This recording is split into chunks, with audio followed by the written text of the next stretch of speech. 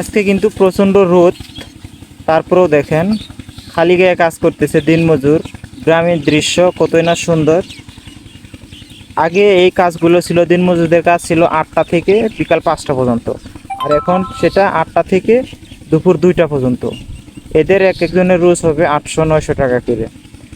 2টা পর্যন্ত কাজ শেষ করলে তাদের কাজ শেষ। দেখেন গ্রামীণ সৌন্দর্য কতই না সুন্দর। ওইটা হচ্ছে কচু ক্ষেত, এটা ভুট্টা ছিল আগে, এটাতে ধান ছিল। আবার এদিকে দেখেন এটা হচ্ছে পাট।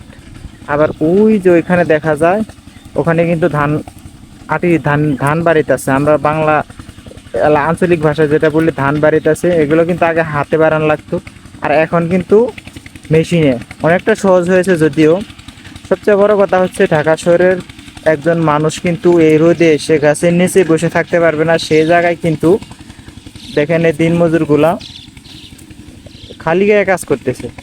প্রচণ্ড রোদ, যেখানে মানুষের গাছের নিচে থাকা অনেক কষ্টকর, সে জায়গায় মনে করেন খালি গায়ে মাঠে কাজ করা কতটা যে কষ্ট আপনি বুঝবেন না।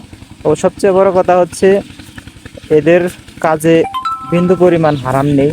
এরা প্রচণ্ড শরীরের ঘাম খরচ করে এদের রোজগারটা হচ্ছে সম্পূর্ণ হালাল রোজগার। এদের রোজগারে বিন্দু পরিমাণ হারাম পাবেন না আপনি। আল্লাহ এদেরকে সবাইকে করার, ভালোভাবে বাঁচার তৌফিক দিক।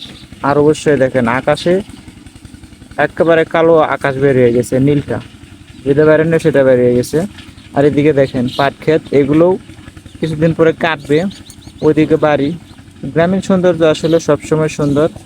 গ্রামীণ সৌন্দর্যটা ঢাকা শহরের কিছু কিছু মানুষের জন্য একটা পর্যটন কেন্দ্রের মতো।